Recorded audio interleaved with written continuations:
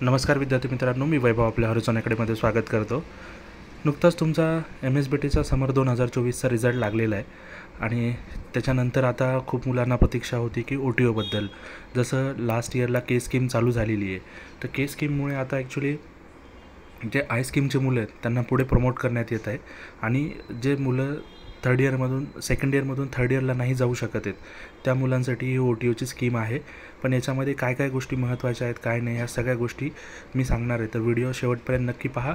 तर व्हिडिओला सुरुवात करूया आपण। जसं तुम्ही विषय पाहता, आय स्कीम अभ्यासक्रमातील विद्यार्थ्यांना 5वे व 6वे सत्र पूर्ण करण्यासाठी एक वेळ संधी देण्याबाबत, म्हणजे OTO, वन टाईम अपॉर्च्युनिटी। याच्यामध्ये जे ट्रेड आहेत ते हे सगळे ट्रेड दाखवले त्यांनी, civil, mechanical, electrical, electronics, computer वगैरे हे सगळे ट्रेड दाखवलेले त्याच्यामध्ये।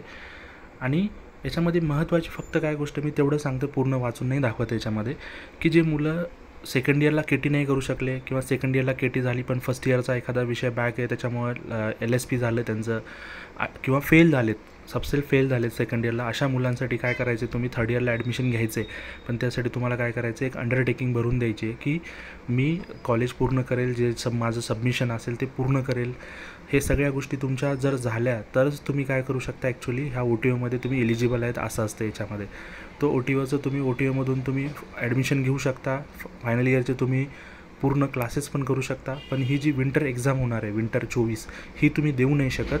कुठल्याच थर्ड इयरचे जे विषयच असतात, म्हणजे 5th सेमचे तुम्ही सब्जेक्ट नाही देऊ शकत। तुम्हाला विंटरमध्ये काय करायचं आहे, तुमचे जे काही सेकंड इयरचे किंवा फर्स्ट इयरचे विषय असतील ते तुम्हाला द्यायचे आहेत। आणि तुम्ही जर विंटरमध्ये तुम्ही जर KT करू शकलात सेकंड इयरची, तर तुम्हाला जी समर 25 जी असेल, त्या समर 25मध्ये तुम्ही काय करू शकता, ॲक्च्युली तुमचे थर्ड इयरचे पूर्ण विषय तुम्हाला एकदाच द्यावे लागतात।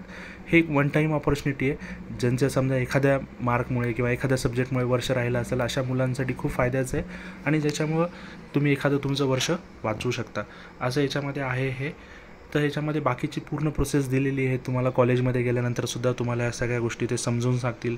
एक असा अर्जाचा नमुना आहे, हा अर्ज भरून तुम्हाला द्यायचा आहे, ह्या सगळ्या गोष्टी याच्यामध्ये आहेत। जर काही अडचण असेल तर तुम्ही मला कमेंट करू शकता, कुठला एखादा सब्जेक्ट बॅकलॉग आहे तर त्याच्याबद्दल पण मी गायडन्स करेल। व्हिडिओ आवडला असेल तर व्हिडिओला नक्की लाईक करा, शेअर करा, सबस्क्राईब करा। थँक्यू।